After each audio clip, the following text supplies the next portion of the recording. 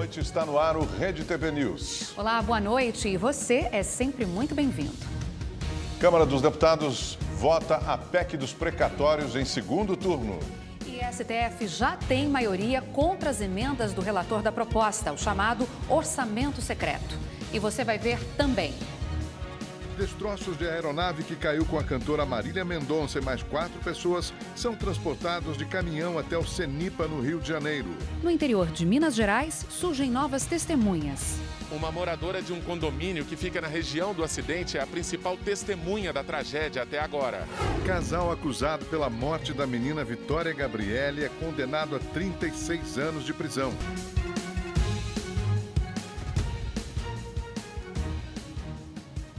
O governo federal editou o decreto que regulamenta o Auxílio Brasil, programa social que vai substituir o Bolsa Família.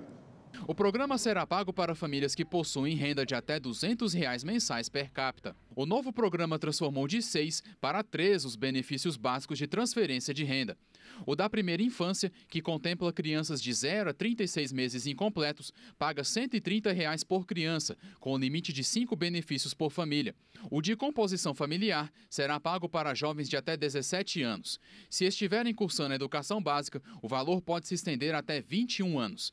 Este benefício será uma forma de incentivo para os alunos concluírem o estudo. O benefício será de R$ 65 e também será limitado a 5 pessoas por família. E o benefício de superação da extrema pobreza. Este será pago para famílias que a renda não supere a linha de extrema pobreza, mesmo incluindo os benefícios citados anteriormente. Essas pessoas terão direito a uma ajuda de, no mínimo, R$ 25, não sendo limitado o número de integrantes. Outros 6 benefícios foram criados dentro do Auxílio Brasil para transferência de renda, mas como forma de emancipação das famílias. O objetivo é que, no futuro, não dependam mais do programa. São eles: o Auxílio Esporte Escolar e o Bolsa de Iniciação Científica Júnior, destinados a estudantes, o Auxílio Criança Cidadã, os auxílios de inclusão produtiva rural para agricultores familiares inscritos no Cadastro Único e o de inclusão produtiva urbana para quem tiver emprego formal e estiver na folha de pagamento do auxílio, e o benefício compensatório de transição para quem estava no Bolsa Família e perdeu parte do pagamento por causa das mudanças do novo programa. A previsão é que o Auxílio Brasil comece a ser pago já no próximo dia 17 de novembro. São mais de 14 milhões de famílias beneficiadas e o valor médio deve ficar um pouco acima dos R$ 200.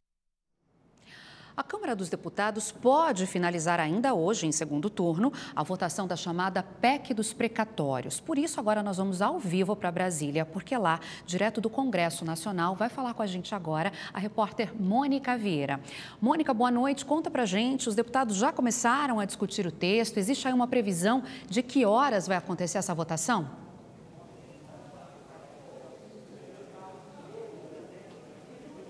Boa noite, Milena, Augusto. Olha só, a discussão já começou sim e nesse instante os partidos orientam seus deputados para a votação.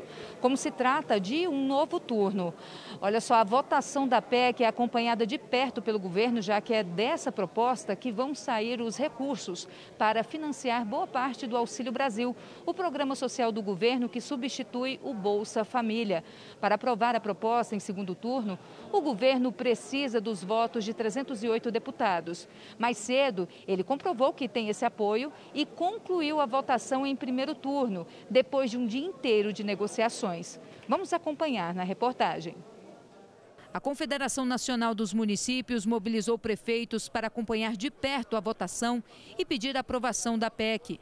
O texto permite que as prefeituras parcelem os débitos previdenciários com vencimento até outubro deste ano em 240 vezes, além de abater parte dos juros. Isso alonga essa dívida, que hoje está acumulada em torno de 103 bilhões. Isso dá um fluxo melhor, porque hoje o FPM tem cerca de 500 municípios no Brasil que mensalmente, até o dia 20, não recebem mais FPM, porque está todo ele comprometido com essa dívida. A oposição também se articulou. O PDT reuniu a bancada para convencer os deputados que votaram a favor da proposta a mudarem de opinião. Nós conversamos muito, não foi simples. Por proposta do líder Rony, foi encaminhado que ele mudaria esse encaminhamento da votação hoje para o voto não. O apoio de deputados do PDT e PSB na semana passada foi negociado com um acordo sobre o pagamento dos precatórios referentes ao antigo Fundef, Fundo de Desenvolvimento do Ensino Fundamental. A União se comprometeu a pagar a dívida em torno de 16 bilhões de reais em 3 parcelas. Também ficou acertada a votação de um projeto que garante o uso dos recursos para o reajuste salarial de professores. E o acordo deu certo. Esse projeto foi aprovado hoje mesmo, antes de o plenário começar a analisar a PEC dos precatórios. Mas nós não podíamos aqui deixar de fazer esse registro, enaltecer aqueles que contribuíram para esse acordo, e eu espero que o Senado Federal consiga produzir acordos e vote rapidamente esse texto para que se normatize em favor dos professores. Em seguida, o presidente da Câmara deu início à votação da PEC. Durante toda a tarde, os deputados rejeitaram 10 das 11 propostas de mudanças no texto original. E com a votação do primeiro turno concluída, a votação em segundo turno pode ocorrer ainda hoje. Temos uma boa perspectiva de aprovar a PEC com mais votos do que foi no primeiro turno. Esse é o prognóstico dos líderes da base do governo.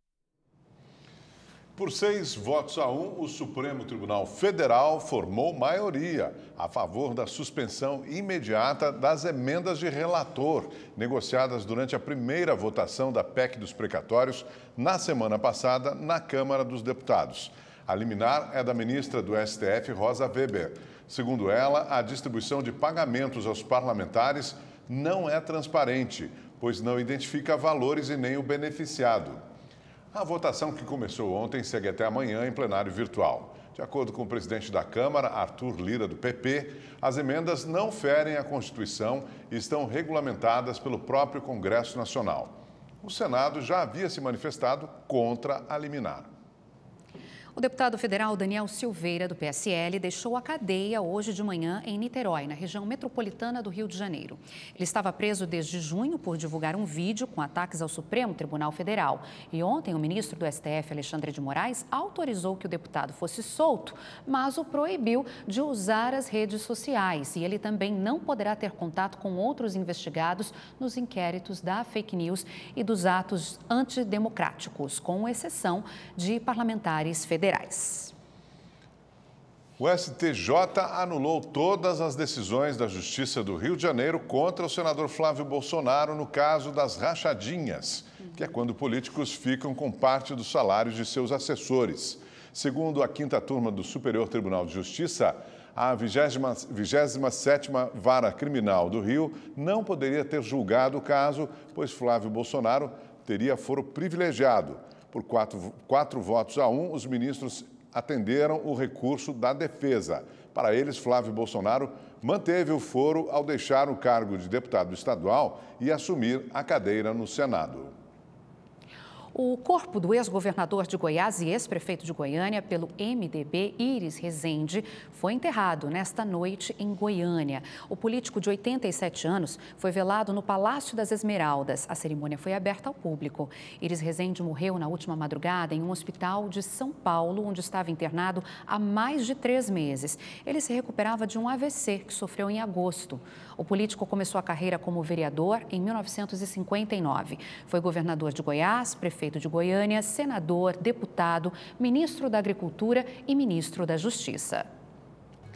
A Agência Nacional do Petróleo autorizou o delivery de combustíveis. Em vez de ir a um posto, o motorista pode receber gasolina ou etanol onde estiver, desde que respeite as regras determinadas pela ANP.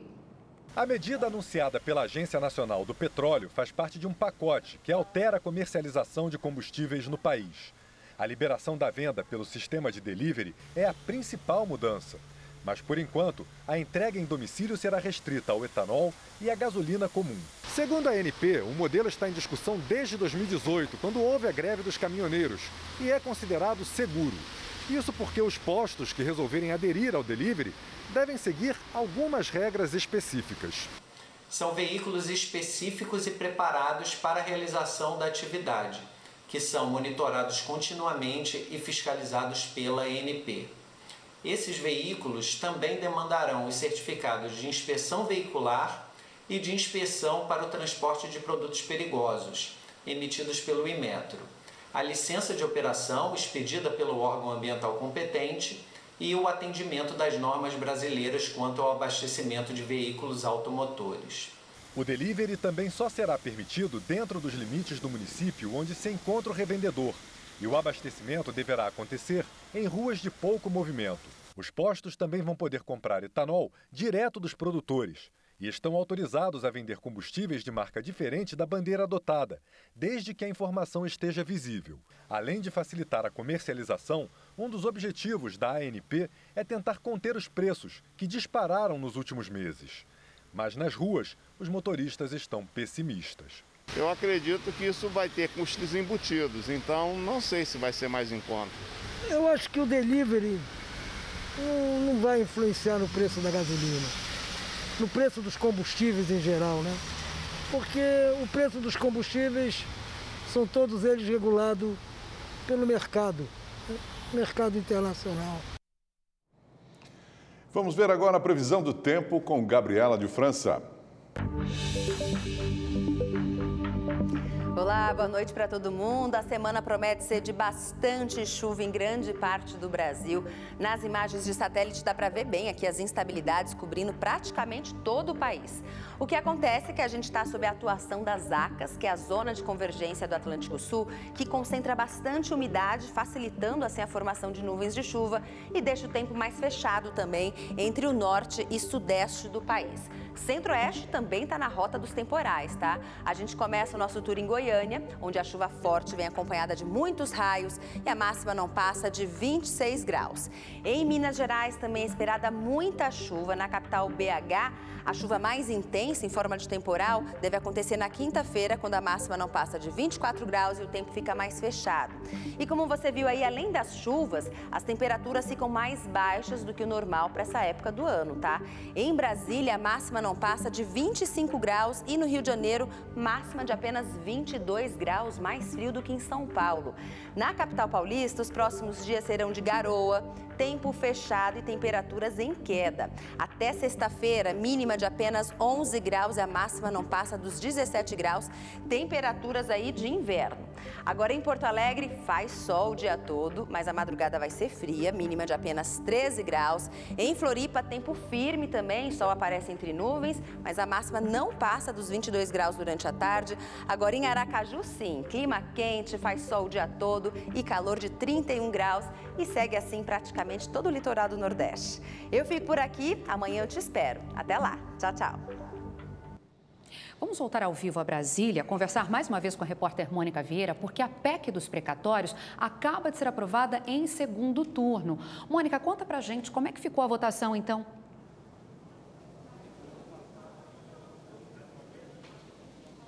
Oi, Milena, votaram sim, viu? O texto acaba de ser aprovado aqui em segundo turno com 323 votos a favor e 172 votos contra. O governo precisava aí de 308 votos a favor para aprovar a proposta. Agora, o texto aprovado prevê um limite de cerca de 42 bilhões de reais para o pagamento de dívidas judiciais. O que passa desse valor será parcelado.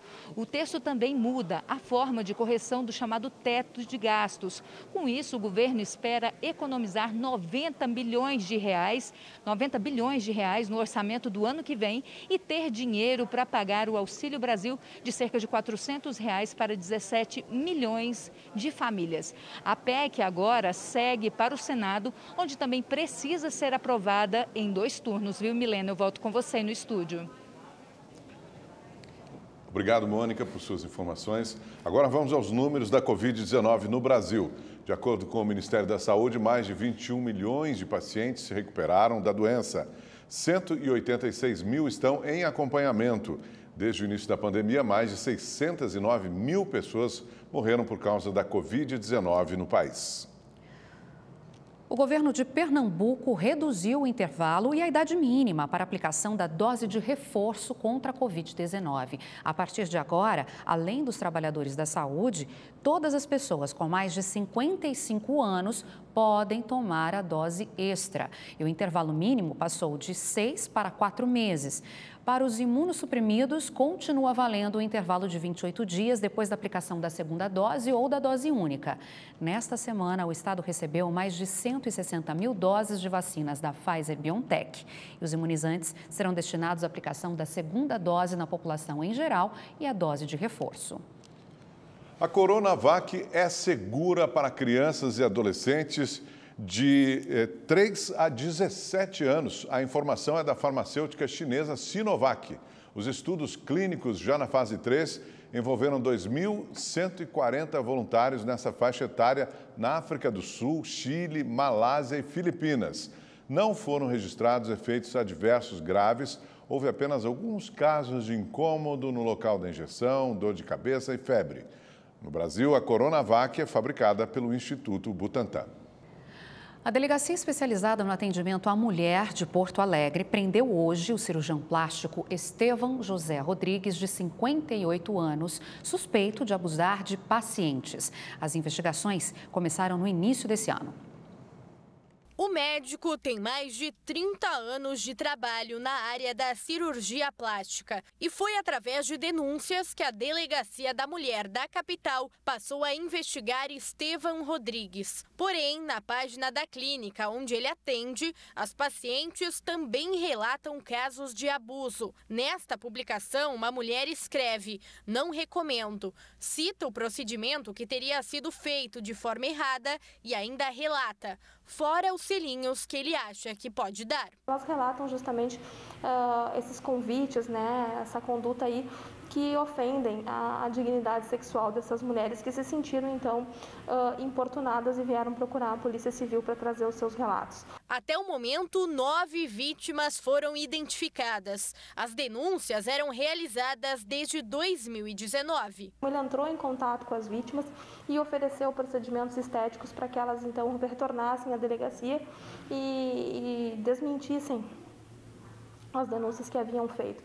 Mais do que isso, ele deu andamento, então, à renovação do passaporte, porque a sua intenção era viajar e fugir do país. Ao vistoriar a clínica, a Polícia Civil constatou mais uma irregularidade. O consultório estaria sendo utilizado de forma clandestina e sem equipamentos adequados. Diversos objetos foram apreendidos, inclusive uma arma. A Vigilância em Saúde e o CREMERS foram acionados. O Conselho Regional de Medicina divulgou uma nota informando que abriu uma sindicância para investigar o exercício ilegal da medicina por parte do médico.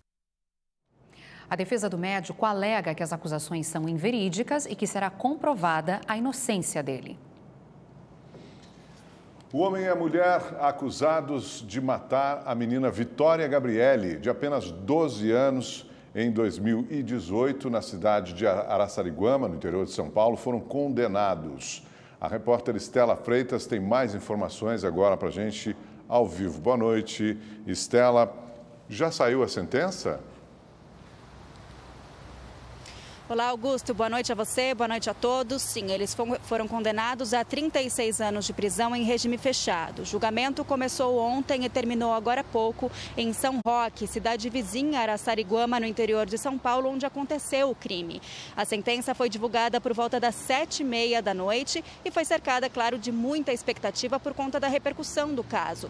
A família de Vitória não pôde acompanhar os trabalhos de dentro do plenário por conta da pandemia. Os pais, então, seguiram esses 2 dias de julgamento, acompanhando através das informações que eram repassadas pelo advogado deles. A gente vai ver agora como é que foi o dia do lado de fora do fórum.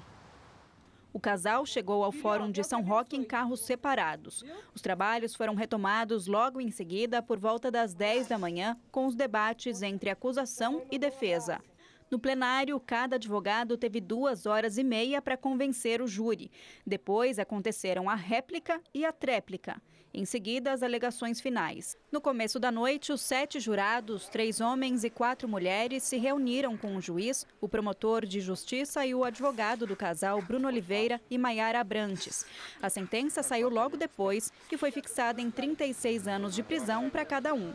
Essa pena não tira a minha dor, porque nunca mais eu vou ver minha filha. Nunca mais. pelo conjunto das provas coligidas, né, no processo, acabou demonstrando que eles participaram, né, desse crime horrendo contra a pequena Vitória. E aqui nós estamos para trazer a justiça por ela. Os dois já cumprem pena no presídio de Tremembé, a 150 quilômetros da capital paulista. O crime aconteceu em junho de 2018 em Araçariguama. Vitória Gabriele Vaz tinha 12 anos e desapareceu ao sair para andar de patins. O corpo foi encontrado num matagal da cidade. De acordo com as investigações, a adolescente foi raptada por engano para que uma dívida de drogas fosse quitada. Ela teria sido morta depois dos criminosos perceberem que estavam com a pessoa errada. Um terceiro réu já foi condenado em 2 instâncias por homicídio, sequestro e ocultação de cadáver. Um outro suspeito está preso, mas o julgamento ainda não foi marcado. Em Minas Gerais, uma moradora de um condomínio que fica na região do acidente que vitimou a cantora Marília Mendonça e outras 4 pessoas é a principal testemunha da tragédia até agora.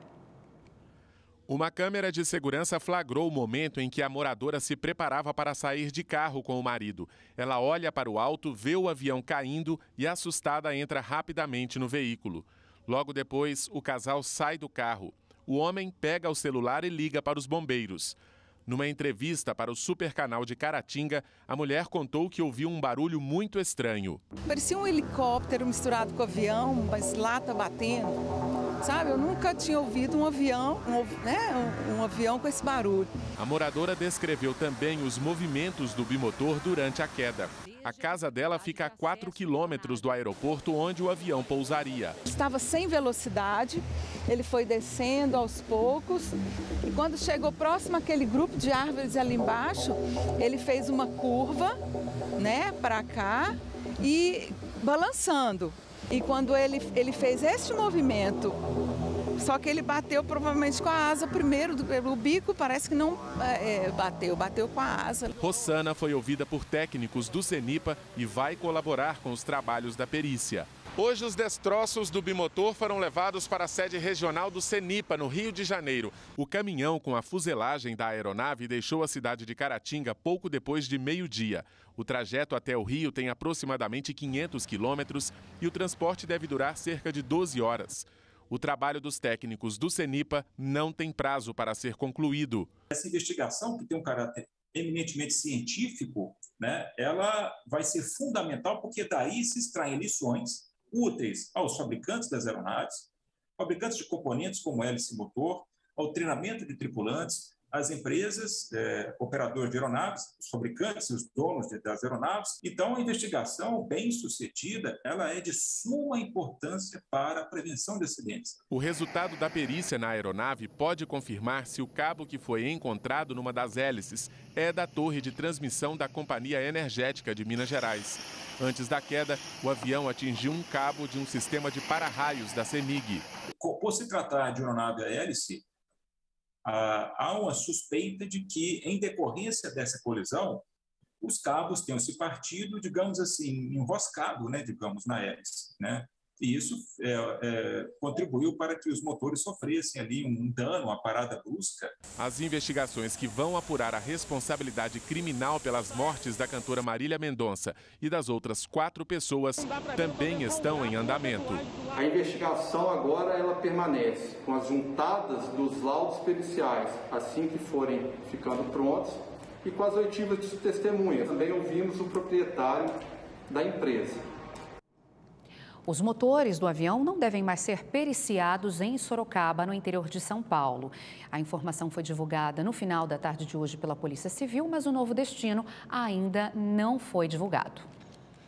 E ainda sobre o acidente, nós vamos agora para o Rio de Janeiro, onde está o repórter Tony Vendramini com mais informações para a gente. Tony, os destroços desse avião já chegaram por aí? Boa noite, Augusto. Boa noite, Milena. Muito boa noite a todos que nos acompanham. Sim, os destroços da aeronave que levava Marília Mendonça e mais 4 pessoas chegaram à base aérea do Galeão por volta das 9h45 da noite. Aqui eles vão ser analisados por peritos do Centro de Investigação e Prevenção de Acidentes Aeronáuticos. Os técnicos do CENIPA vão fazer essa perícia, vão trabalhar nas peças do avião e também na fuselagem que precisou ser cortada para esse transporte aqui para o Rio de Janeiro. A chegada do material atrasou, estava prevista para hoje de manhã, mas como vimos aí na reportagem, houve esse pequeno atraso, porque os técnicos precisaram passar mais tempo no local do acidente. Ao vivo do Rio de Janeiro, Tony Vendramini para o Rede TV News. Obrigada, Tony. Considerada uma das artistas mais populares do segmento sertanejo, a cantora Marília Mendonça, que morreu na última sexta-feira após a queda de um avião, foi homenageada por 2 artistas plásticos com um mural de 23 metros de largura. Esse painel, repleto de cores, com o rosto sorridente da saudosa cantora, será imortalizado na estrada do Campo Limpo, na zona sul da capital paulista. Os grafiteiros, Ed HP e Paulo Terra, começaram a homenagem no sábado e concluíram a obra nesta terça-feira. Milena, São Paulo já está na expectativa de receber de volta, já está há alguns anos esperando, um patrimônio cultural. As obras do Museu do Ipiranga, um dos mais importantes do Brasil, entraram na última etapa. E o secretário especial da Cultura, Mário Frias, esteve hoje no prédio. A reconstrução do espaço começou em 2019 e deve ser concluída em setembro, mês da independência do ano que vem.